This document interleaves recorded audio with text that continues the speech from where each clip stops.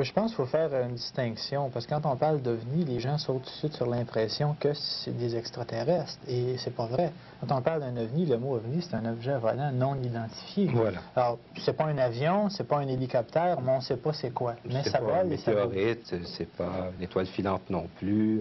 Il y a le ballon météo, souvent, où on peut confondre. Je pense que là où... j'ai un petit reportage que j'aimerais bien, qui est passé au 3. J'aimerais bien en tirer des bouts pour faire une émission d'une demi-heure. Je ne garantis pas aux téléspectateurs quand je vais le faire, parce qu'il y a question de traduire ça et faire un tas de montage. Mais j'ai trouvé très bien, ça s'appelait UFOs Are Real. Oui. Ça passait au 3 un petit peu avant les fêtes. Et je pense que la grande caractéristique d'un OVNI, mais un vrai, si on parle d'extraterrestre, de véhicule extraterrestre, c'est que ces gens-là ont la possibilité, ont la technologie de fabriquer des véhicules qui voyagent à plus de 10 000 milles à l'heure et qui sont capables de faire des virages à angle droit. Je pense qu'il n'y a pas un véhicule sur la Terre qui peut se permettre de faire ça. Sauf que souvent, ce qui arrive avec les ufologues, ou certains ufologues, qui vont par exemple faire beaucoup de conférences et qui vont vendre beaucoup de livres, etc., c'est qu'il y a une espèce de blanc de mémoire. On dit souvent que le phénomène OVNI débute en 1947 avec le cas de Kenneth Arnold, donc un aviateur américain qui voit des boules lumineuses autour de son avion. Or, c'est faux. Le phénomène OVNI ne débute pas en 1947, commence dans la science-fiction. Ah ben oui. Et ça m'apparaît comme étant quelque chose de primordial. On ne peut pas arriver comme ça sérieusement et dire aux gens, ben, vous savez, commencer à lire presque tous les livres et dire, ben, ça débute en 1947 quand on sait très bien, par exemple, que H.G. Wells en parlait déjà en 1890 dans un roman qui s'appelle La guerre des mondes. Alors évidemment, la guerre des mondes, c'est des extraterrestres, c'est des soucoupes volantes. Ça commence à rentrer aussi dans la dimension des fameux rayons laser, avec ce qui en sort, etc. Il y avait déjà toute la dimension ufologique qui a été observée 80 années plus tard, à l'intérieur des romans de science-fiction. Il y avait aussi, un peu plus tard, je crois que c'était dans les années 20, Amazing World, qui était un magazine de science-fiction où on voyait des soucoupes volantes et on voyait également des gens qui se faisaient kidnapper par le représentant d'une planète qu'on appelait souvent le savant fou, qui était un petit bonhomme à grosse tête et qui kidnappait des gens pour pouvoir donner sa puissance ou transmettre sa puissance pour une planète donnée, un peu comme on s'accapare d'un pays ou d'un terrain. Alors, c'est très curieux et beaucoup de gens dans le domaine de l'ufologie oublient cette chose-là. Et c'est Bertrand Mayhurst qui, en 1977, a fait cette analogie dans un volume qui s'appelle Soucoupe volante et science-fiction, où on a vraiment mixé des cas de rencontres de troisième type qui avaient été décrits dans la science-fiction en 1890 et même auparavant, et avec les cas contemporains. Et ça, dans l'ufologie, ça a été, pour plusieurs gens là, qui débutaient en 1947, ben, ça les a fait débuter un peu plus tôt. Oui, ben c'est ça. Est-ce que ça n'aurait pas, à ce moment-là, peut-être, comme beaucoup d'autres choses, quand on écoute les nouvelles, on voit toutes sortes de violences, ça incite les gens qui ont une certaine tendance innée à être violents, à devenir plus violents. Donc, les gens, est-ce que ça n'aurait pas incité les gens à en voir plus de soucoupes volantes? Je ne croirais pas qu'il y aurait eu cette forme de lien parce que beaucoup de gens qui ont été aux prises avec un phénomène inconnu, bon, que ce soit par exemple toute la parapsychologie, que ce soit la télépathie, la télékinésie, la psychométrie, alors tout ce qui concerne la parapsychologie, ce sont jamais des gens qui sont vraiment préparés. Et le phénomène OVNI entre aussi dans cette grille-là. C'est-à-dire que les gens qui vont, par exemple, voir des ovnis, ce sont des gens qui ne sont pas du tout préparés, qui n'ont pas lu nécessairement de science-fiction, qui ne connaissent pas ça. La différence qu'on a remarquée, cependant, c'est que les gens qui ont une expérience au niveau parapsychologique, qui vont, par exemple, faire beaucoup de télépathie, sont souvent des gens qui vont vivre une période de leur vie très intense, émotivement, et ça va déclencher certains de ces mécanismes-là, alors que le phénomène OVNI, ben, c'est vraiment la personne qui mène une vie tout à fait ordinaire, où il n'y a absolument rien de spécial, et soudainement, elle est aux prises avec un phénomène où elle semble voir une boule lumineuse se promener dans le ciel, changer de couleur, voir des êtres qui vont débarquer, dans les cas extrêmes, qui sont beaucoup plus rares. Et il y a aussi des choses qui sont encore plus mystérieuses que ça. Le phénomène ovni ne se manifeste pas n'importe comment. Ça ne se laisse pas photographier facilement. Ça atterrit pas à New York. Ça va dans des endroits où souvent une personne est seule ou accompagnée de 2 ou 3 autres personnes.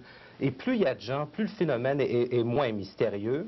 Et plus la personne, si on a une personne qui est seule, par exemple, plus elle a de chances de raconter quelque chose qui va être vraiment très mystérieux. Et normalement, ces gens-là n'en parlent pas à personne. Je connais une amie personnellement à moi, elle et son mari, qui ont vécu quelque chose quand même d'assez incroyable. Ils étaient en campagne, etc., voient une soucoupante atterrir. Voit des créatures se promener, ou ce qui semble être des créatures se promener autour de la maison. Évidemment, quand j'ai demandé à cette personne, elle était dessinatrice, alors j'ai dit, j'aimerais avoir un dessin de tout ça. Et elle ne voulait pas en parler. Et finalement, avec un peu de temps, elle a réalisé quelques dessins que j'ai montrés à l'Université McGill. Et avec des gens qui travaillaient au département de psychologie de l'Université McGill. C'était quand même pas n'importe qui. Le monsieur, il était doyen à l'époque. Et il était membre du FO Québec. Et à ce moment-là, il m'a dit, oui, selon le dessin, selon ce que c'est comme résultat, c'est pas la première fois que les lumières à tels endroits, par exemple, nous sont rapportées. Ah bon? Et c'est parce que aussi cette personne-là en avait vu à plusieurs reprises. Chose que j'ignorais à l'époque. Ce type-là que tu me parles. C'est cette femme et son mari. Chose que j'ignorais totalement. Les gens qui affrontent le phénomène ovni peuvent l'affronter plusieurs fois dans leur vie à des endroits différents. Et c'est ce monsieur-là de l'université qui me l'a appris. Mais ça ne devient pas étrange à un moment donné? On ne dit pas qu'on ne croit pas. Moi, personnellement, je crois que ça peut exister. C'est bien évident. Mais ça me semble étrange quand même que c'est toujours certaines personnes qui les perçoivent, qui les rencontrent, qui les voient, et d'autres personnes ne les voient jamais. Oui. Moi, par exemple, j'ai un esprit ouvert vis-à-vis des extraterrestres.